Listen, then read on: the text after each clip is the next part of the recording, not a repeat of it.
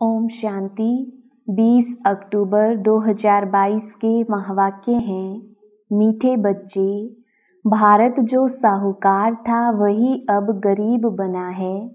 बाप ही इस गरीब भारत को फिर से साहूकार बनाते हैं। प्रश्न, तुम गोप गोपियों में सबसे खुश नसीब कौन और कैसे? उत्तर, सबसे खुश नसीब वह है जो गॉडली ज्ञान डांस करते हैं। वही फिर सतयुग में जाकर प्रिंस प्रिंसेस के साथ डांस करेंगे। ऐसे खुश नसीब बच्चे अभी बाप पर पूरा पूरा बलि चढ़ते हैं।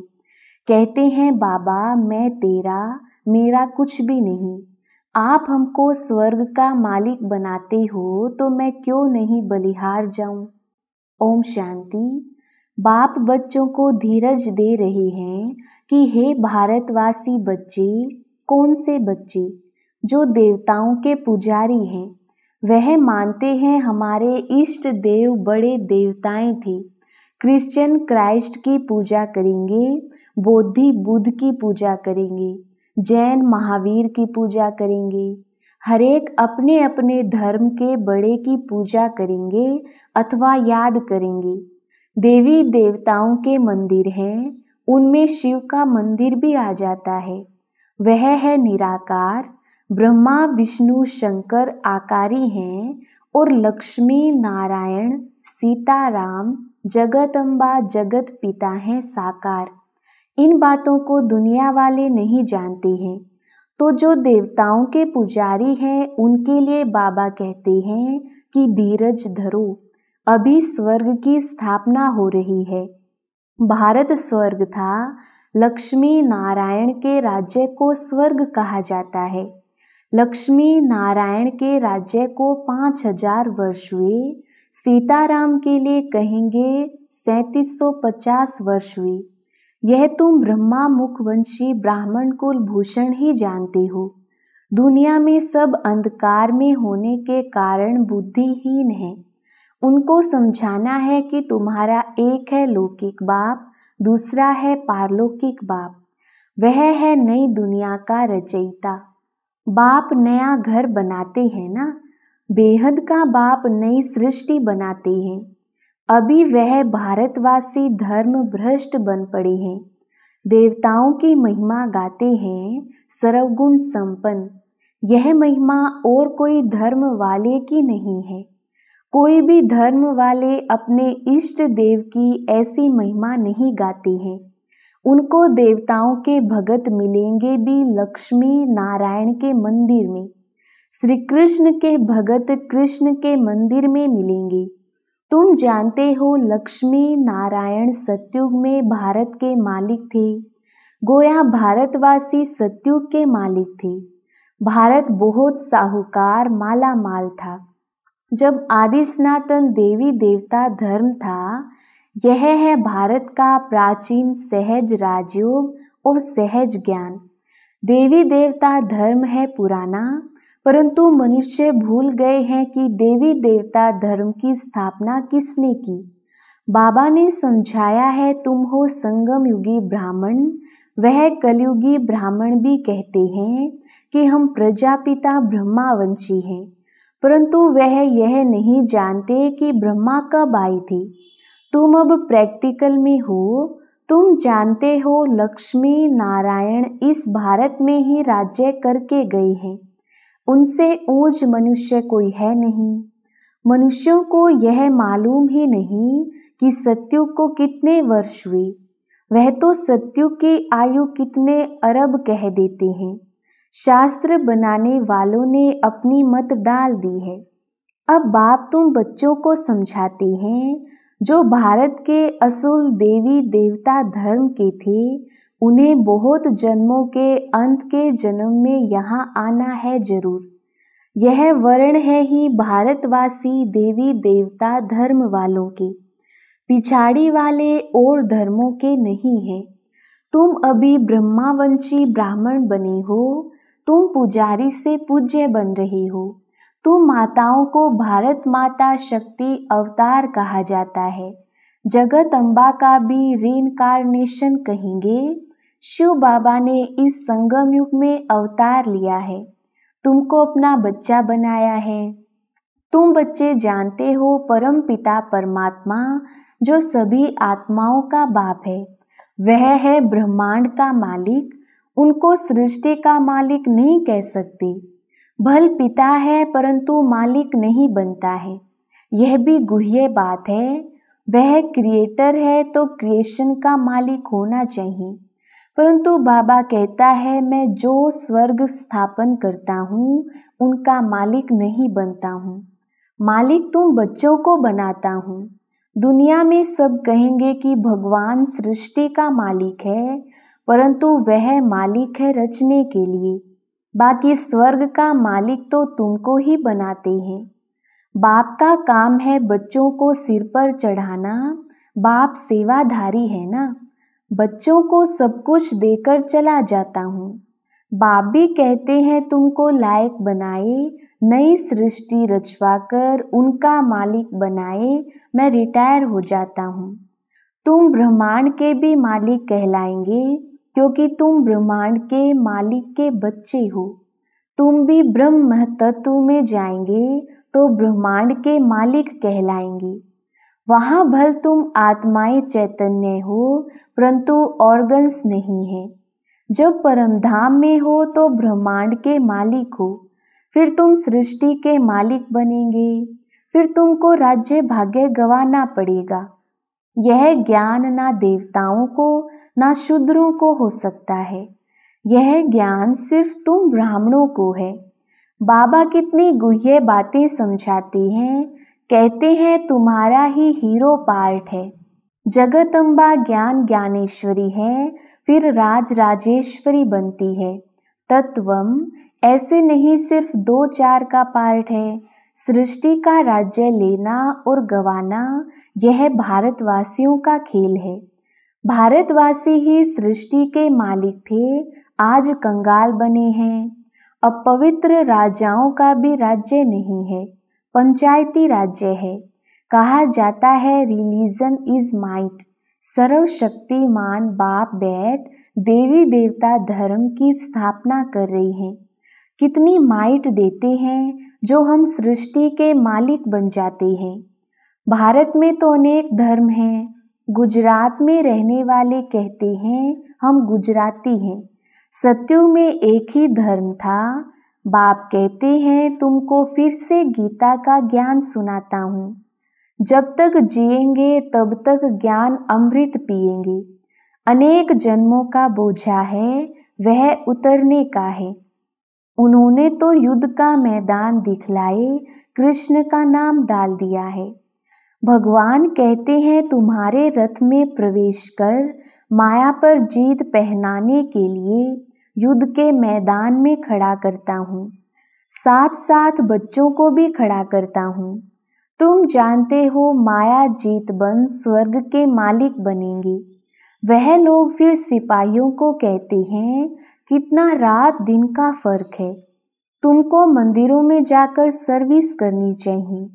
उनको बताओ यह लक्ष्मी नारायण ही भारत के मालिक थे। फिर ऐसे स्लोगन बनाओ कि भारतवासी स्वर्ग के मालिक थे, अब मिल्कियत गवा दी है। शास्त्रों में कृष्ण और महाभारत लड़ाई दिखा दी है।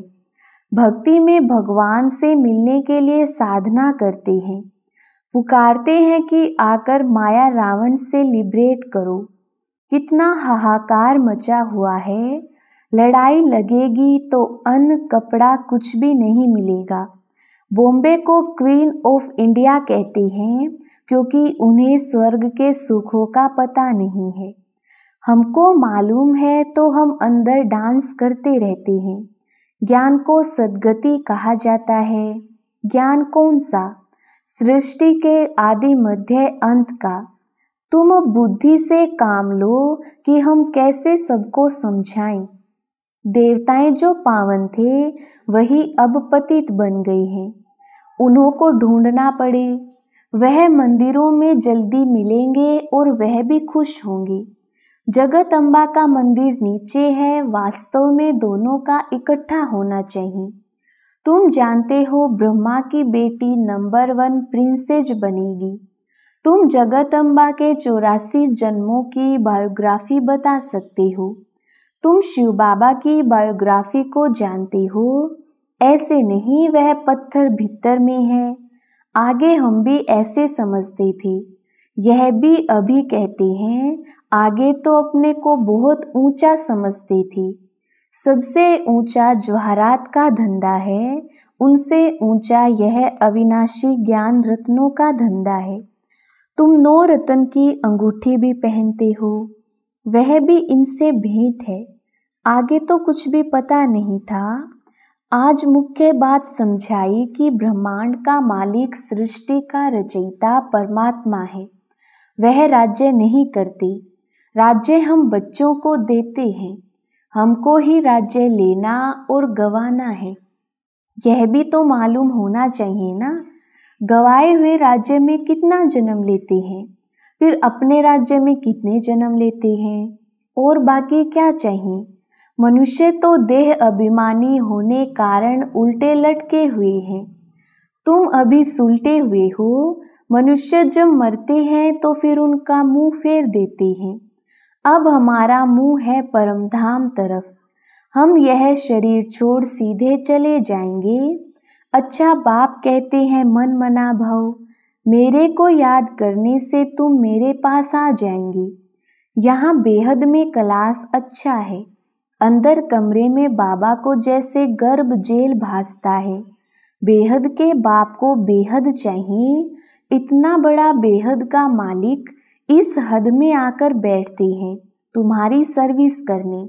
इनको आना ही है पतित शरीर, पतित दुनिया में।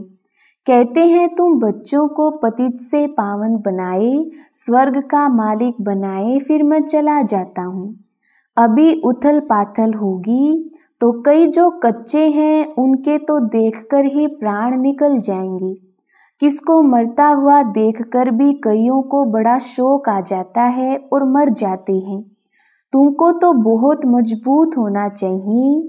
गाया भी जाता है कि मिर्वा मौत मलुक का शिकार। स्वर्ग के लायक तो अब हम बन रहे हैं। बाप कहते हैं इस लड़ाई द्वारा ही गेट खुलते हैं। अब चलो वापिस, खेल पूरा हुआ। बाबा है रूहानी गाइड, रूहानी धाम में ले जाते हैं। इसलिए अब बाप को याद करो तो अंतमति सो गति हो जाएगी। कोई कोई का तो यहाँ बहुत छोटा जन्म होता है, गर्भ में बहुत सजाएं खाते हैं। बाहर आया और बच्चा मर गया, फिर दूसरा हिसाब किताब भोगने जाता है। बाप कहते हैं मीठे मीठे बच्चे, इन ज्ञान रत्नों को बुद्धि में धारण करो। मंदिरों में जाकर सर्विस करो। इसको मेहनत कहा जाता है। डरो मत। जो अपने धर्म के होंगे उनको तीर लगेगा। सन्यासियों के पास जाकर देखना चाहिए। बिच्छू के डंक का मिसाल। देखो पत्थर है तो डंक नहीं लगाओ, ट्राई करनी चाहिए। कोशिश करते करते सक्सेसफुल हो ही जाएंगे। अभी अर्जुन वह ज्ञान और योग की ताकत आई नहीं है, इसलिए अभी सन्यासियों, राजाओं आदि को कहाँ समझाया है। जनक, परीक्षित, सन्यासी आदि सब पिछाड़ी में ही आते हैं। उनको ज्ञान देंगे तो फिर प्रभाव निकल जाएगा। फिर उस समय तुम कहेंगे टू लेट। बाबा आया था झोली भरने, परंतु तुम आए ही नहीं। हमेशा विचार करो कि कैसे सर्विस करनी चाहिए। निमंत्रण छपाओ, आइडिया निकालो। सर्विस भी ड्रामा अनुसार ही होती है। हम साक्षी हो देखते हैं। भगवानुवाच बच्चों प्रति, गोप गोपियों प्रति। गोपी वल्लभ भगवान है, वह है बाप। गोप गोपियां सब तो यहाँ ही हैं, सत्युग में थोड़े ही होंगे। यह है गॉडली ज्ञान का डांस। फिर वहां जाकर प्रिंस प्रिंसेस के साथ डांस करेंगे। तुम बच्चे बड़े ही खुश नसीब हो, सिर्फ बलि चढ़ जाओ। बाबा मैं तेरी हूँ, क्यों नहीं बलिहार जाऊंगी। आप हमको स्वर्ग का मालिक बनाते हो, बड़ी जबरदस्त कमाई है। बाकी सब तो कब्र दाखिल होनी है। कब्रिस्तान फिर परिस्तान होगा। देहली परिस्तान थी, परियों का स्थान था। देवी देवताओं को परिस्तान की परियां कहा जाता है। अब कब्रिस्तान है। अच्छा, मीठे मीठे सिकिलधे बच्चों प्रति माता पिता बाप दादा का याद प्यार और गुड मॉर्निंग। रूहानी बाप की रूहानी बच्चों को नमस्ते। हम रूहानी बच्चों की रूहानी बाप दादा को याद प्यार गुड मॉर्निंग और नमस्ते जी। धारणा के लिए मुख्य सार। पहला पॉइंट, सदा इस नशे में रहना है कि हम ब्रह्मांड और विश्व के मालिक बन रहे हैं। हम ब्राह्मण ही फिर देवता बनेंगे। दूसरा पॉइंट, अपनी अवस्था मजबूत बनानी है। मौत से भी डरना नहीं है। बाप की याद में रहना है। धारणा कर औरों की सर्विस करनी है। वरदान, बहानेबाजी के खेल को समाप्त करने वाले मास्टर्स दातापन के सोमानधारी भव। विस्तार, जिन बच्चों को बहानेबाजी का खेल आता है वह कहेंगे ऐसे नहीं होता तो वैसा नहीं होता, इसने ऐसे किया, सरकमस्टांस व बात ही ऐसी थी। अब इस बहानेबाजी की भाषा को समाप्त कर दृढ़ प्रतिज्ञा करो कि ऐसा हो या वैसा, लेकिन मुझे तो बाप जैसा बनना है। दूसरा सहयोग दे तो मैं संपन्न बनूं नहीं। इस लेने के बजाय मास्टर दाता बन सहयोग स्नेह सहानुभूति देना ही लेना है। इस भावना से मास्टर दातापन के सोमानधारी बन जाएंगे।